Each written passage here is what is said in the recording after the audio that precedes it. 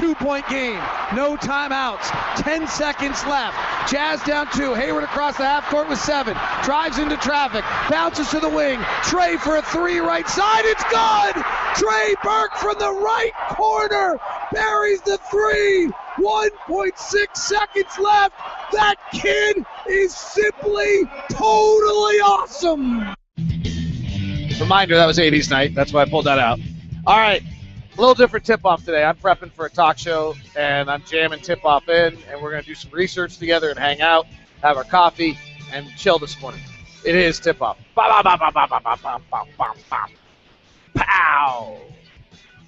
How are you? I'm doing the afternoon drive on Tuesday and Thursday this week. I'm finding out why I don't do this anymore because the preparation for it is insane. And the preparation for it when you're not doing it every day is totally out of control. But I didn't want to blow off tip-off. I have limited time. I also have my daughter has a golf tournament today where I get to caddy, which is a very soft, sweet, sympathetic, or kind of sappy thought for you for today. I was interested. My daughter's a chatter. I wonder where she gets it. And we were driving out yesterday to Brigham City for a golf tournament, and we talked for like the entire hour and 30-minute drive out there. And she asked me at one point, what's the best day of your life? And I said, that's a funny question because on one sense, the best day of my life was the day you and your brother were born. There's nothing better than those days. But frankly, every day since you've been born has been better than those because you've interacted with me. And so, to some extent, the best days of my life are coming and doing these golf tournaments with you because I get to be with you and you talk to me and I experience you go through stuff and do this. Anyway, so I love that. It's been really fun this summer to do that with her. So anyway, I have that and then the show, and I'm trying to put it all together, and I suddenly realized tip-off wasn't going to happen. So what we're going to do is just run through a few notes that I have on. I don't want to do the whole talk show, and then I'm actually trying to prepare something about Trey Burke for the talk show because I kind of am mystified about where Trey falls. And he last year he had moments like the highlight we just had, and he's got this incredible gumption of the pull-up jumper against Miami that really make him very, very special. But his overall season, when you dig into the numbers, is a little daunting. And I kind of wanted to touch on that. So I have some research I want to do, and we're going to do it together, and this could suck. So I just want to make sure that everyone's aware of that. A few notes for you. A lot of notes came out of day one of practice yesterday with the U.S. team, and I got to say, the one thing that struck me is that Gordon just didn't get mentioned anywhere. If you go to the Hang Time blog and go to John Schumann's, obviously the number one story was Rose playing. I got that. And then what I thought was interesting, and John Schumann was looking at the various lineups that they used, and they only saw 15 minutes of the scrimmage, so quite frankly, it's probably a pretty poor representation of what took place. But one thing was interesting is he listed 7 different lineups that they saw on the floor, and Hayward played with John Wall, Steph Curry, Kenneth Faried, and DeMarcus Cousins. He didn't play with Rose or Harden or George or Durant or Davis or any of the better players in the group. So that was the 5 he was with, was John Wall, Steph Curry, Faried, and Cousins.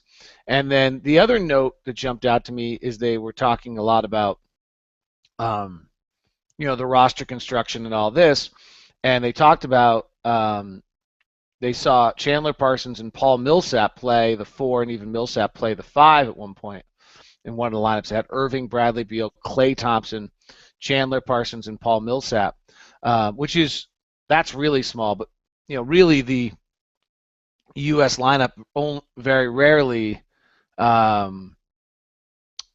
plays 2 bigs in the European competition. That's how. So Durant will probably play a lot of 4. DeMarcus and Anthony Davis will play the centers. I don't think Drummond makes the team. He's too limited offensively. And so you play that. That's where I was hoping to see. It's interesting to me that Parsons is the one who got some of those 4 minutes because that's something I thought Hayward could do. So anyway, we just didn't hear a lot of that. If you're the USA, by the way, do you trust DeMarcus Cousins on an international stage? Really? Trust DeMarcus? I'm not sure I can. I'm not sure I could trust DeMarcus Cousins on an international stage. 2017, is this big looming next lockout. And the new executive director was hired yesterday. The players' union, at least by the media, was portrayed to be a complete mess. I don't know if that's totally true, but it's sure perceived to be. The issue is, on one level, I look at this and like Hayward and Parsons get the max. Why would you possibly step out of this deal or big deals? But the fact of the matter is, the owners are selling franchises for $2 billion. The players feel as though they absolutely deserve more of the day-to-day pie than uh, more of the day-to-day pie than what, say, they're getting right now because of that ownership, because of the amount of money the ownership is making. I have a hard time quibbling with that. I mean, I think that's. I'm not sure that's the way it works, but I can totally see where the players are coming from on that, and that's going to be a real battle in 2017. So, the last collective bargaining agreement got done what it needed to get done, which was that every team is pretty profitable right now, and that's allowing teams to not have to, well, one, lose a bunch of money, and two, I think is allowing teams to build their franchises in smart ways rather than being forced to try to make ends meet. And I think that's a huge step forward for the league. And now the next one is what's the appropriate allocation of money if owners are going to make $2 billion on sales of franchises. All right, let's play around here. Again, this could suck, but so I want to do a little kind of look into Trey Burke. And Trey Burke, let me back up one step. Now, here's, let me change the screen share. So the thing on Trey last year is that he was incredibly awesome in clutch moments and big moments. But when I dig into my spreadsheet that does all of my stats, there's some things that jump out on Trey that make his first year not particularly good. Now, also, let me point out very clearly that in all of my research over the years, the one thing that absolutely rookie year point guard performance is not a great indicator of future success. So this is my system offensively, and you can decide whether you like it or not, but I would say the eyeball test passes pretty fabulously here. If I put in just enough filters so that we have guys playing 25 minutes a game, or I'll have to check that. But let's say guys had to play 50 games this year, and my minute filter, what was it? I just did it while I was talking. I have it 25, that's too high, let's go to 20. Maybe even 18. 18 is kind of a rotation player. So let's go 18 minutes, 9 minutes and a half. And if you look, this is always interesting, Brandon Wright's my outlier, but here is Durant's the best, LeBron's second, Brandon Wright's the surprise, Harden's third.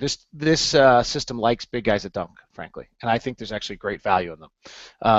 Steph Curry, Dirk, Kevin Love, another Mason Plumlee, Goran Dragic, Blake Griffin, Chris Anderson, Dwight Howard, Dwayne Wade, Amari Stoudemire, Anthony Davis, Kyle Korver, Manu Ginobili, Chris Bosh, Patty Mills, Joe Green. Okay, so for the most part, I think you would all agree, and particularly now when you get into these are the elite offensive players, and they all show up. So it passes the eyeball test, and when you go down to the least good offensive players of the year, here's Trey sitting here as the fifth worst offensive player in the NBA last year, behind J.J. Barea, only J.J. Barea, Luke Ridnour, Tayshaun Prince, and Josh Smith behind him. Now, the system does not like players who use a lot of possessions inefficiently. And that's, as a rookie, that's what he did. But what jumps out more than anything else when you look at him is this is percentage of possessions used going to the free throw line. So big guys lead this. And actually, this is the one indicator that means that Derek Williams might have a chance to still play in this league. But you look, and there's, the best wing is Harden. Here, actually, this should be interesting for you, just on a side note. Small forward and shooting guard, who go to the free throw line the most. Harden, Kid Gilchrist, because he doesn't shoot otherwise. Butler, Durant, DeMar DeRozan, Giannis, which is a huge sign of how good he's going to be. LeBron, Paul Pierce, Fareed's really a power forward. They have him as a small forward. And here's Gordon Hayward, who, despite all these other things we talk about, he goes to free throw line 12% of his possessions, which is really high. He was not efficient last year. He's below the league average. That's what this number says right here. And this is below league average, but that's a huge number for his future success. You're wondering where, if you're wondering where Alec is he opened the year as a point guard. So here's Alec, which is pretty exciting number for Alec. Alec and DeMar DeRozan are a pretty interesting comp here, by the way. This is not what I plan to talk about, but look at these two guys. True shooting percentage, Alec is better. Effective field goal percentage, Alec is better. DeMar's a little overrated, by the way. We've all fallen in love with his 22 points a game, but he's doing it below the league average. Alec is a better player in my offensive system. DeMar DeRozan shoots 1.8 minutes. He's on the floor. Alec 2.2. They both go to the free throw line about the same. Alec actually shoots the three more. Alec just turns it over too much. Shooting opportunities per 40 minutes. DeRozan's at 22. Alex is at 18. Points per scoring opportunity, Alec is better. Points per field goal attempt, Alec is better. Points per possession, Alec is better. And the difference is DeRozan got 24 possessions a game, and Alec got 15. DeRozan might be the most overrated player, largely in the league right now. Alec is every bit DeMar DeRozan. Okay, anyway, that wasn't where I intended to go, but here's where this does get somewhat relevant, and that is here are the players that went to the free throw line the least as point guards. Pablo Prigioni, and shooting guards, Kendall Marshall, Luke Ridnour, Jose Calderon, Shane Battier, Sean Marion, who's 60, Steve Blake, Jeremy Lamb, Wesley Johnson, Mike Miller, Norris Cole, Mo Williams, Danny Green, Trey Burke. So this is actually the thing that has me a little concerned on Trey. So anyway, let's go play around here for a second. So let me switch this and see. Now I'm back. Hopefully you guys, I just hit stop sharing, so I'm assuming you had me the whole time. So someone just posted up Billy Murphy on the chat room that if Alec can come back with a three, he's going to be our number one scorer. Alec could be our number one scorer this year. So now let's go over here to Basketball Reference, and let's start playing around a little bit. And let's try to do this as fairly as possible. So, oh, wait, I can't do it on that screen. So let's go over here to Basketball Reference, and let's play around a little bit. Oh, I can't do it. I just screwed up there we go. Give me 1 second. I have kind of freaked out my computer there for a second. Let me see what you guys have right now. Okay, so we do Player Season Finder on, and we work over here and we take only rookies. I need to do this is what I'm doing for the show. So single season, and we only want guards. And so we take guards. And his Trey's shooting field goal percentage last year was 38%. So let's say field goal percentage of less than 39%. Just have some range, or let's even give a little bit more room, 40%. And then let's give Trey a little help here because the league has changed and the way we look at things. A field goal percentage of 0.44. I think his effective field goal percentage was 44, if I remember correctly. So actually, let's pop that back up to 45. And then we're dealing with rookies, so let's make sure the game plays are 50. And let's make sure they played minutes per game. They played 15 minutes per game. Let's see how many we get.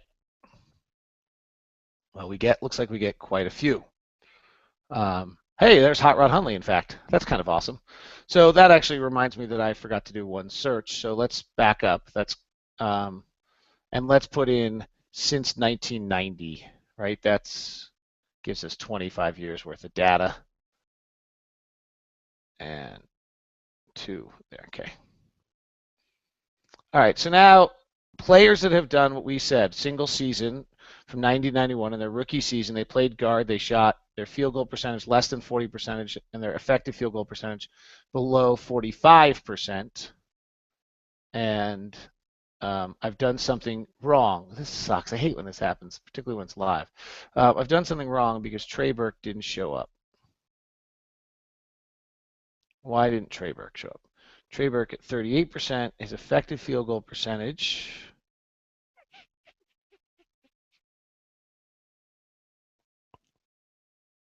Where is his effective? Where does it have it? I did just kind of guess on effective field goal percentage, but I thought I was right on that.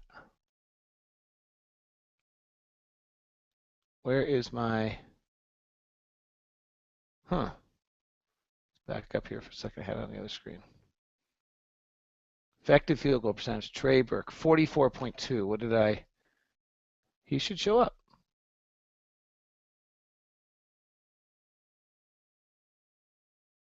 Oh, here he is. Okay, he showed up. So here's Trey Burke. So who do we get?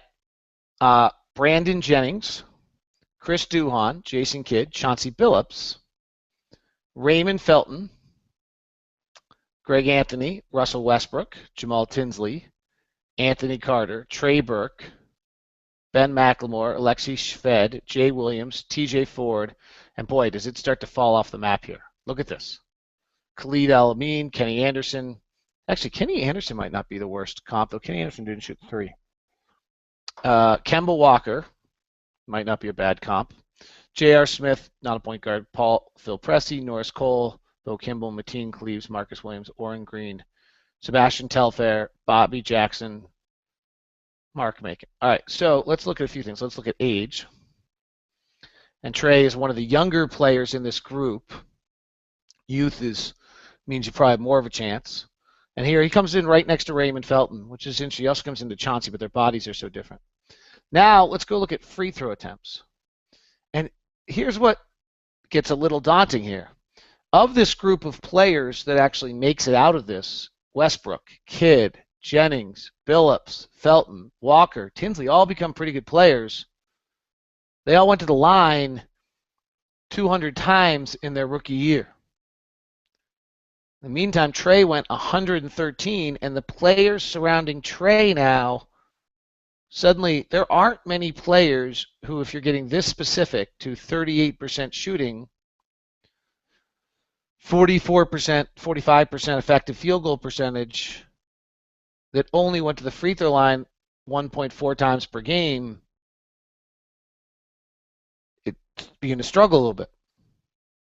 Now the guys that are surrounding Trey Burke on either side are Jay Williams, probably a bad sample size to know, Greg Anthony, Lexi Shved, Ben McLemore, another rookie, Lindsey Hunter, Mateen Cleaves, Sebastian Telfair, Anthony Carter, Trey Burke, Junior Harrington, Anthony Johnson, Austin Rivers, TJ Ford, Kenny Anderson, Manny Harris, Marcus Williams, Norris Cole. The guys who are on this list who come out and end up having good long NBA careers, Westbrook, Kidd, Jennings, Billups, Felton, Walker, Tinsley, went to the free throw line. I mean, Russell Westbrook went to the free throw line 428 times his rookie year. The next closest is Jason Kidd at 275, then Brandon Jennings at 273, Chauncey at 266, Felton at 222. Raymond Felton's a pretty interesting comp here on Trey Burke. Both 6'1".